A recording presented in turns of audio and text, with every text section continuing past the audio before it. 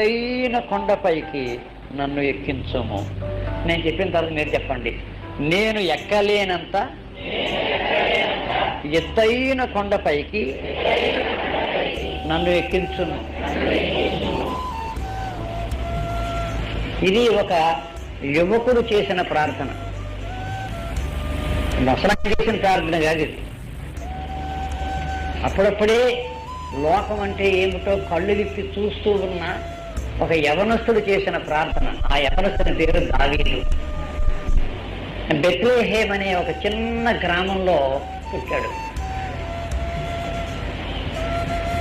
ఆ బెత్లెహేమ్ పొలాల్లో తండ్రి మందలను మేపుతూ ఉండేవాడు.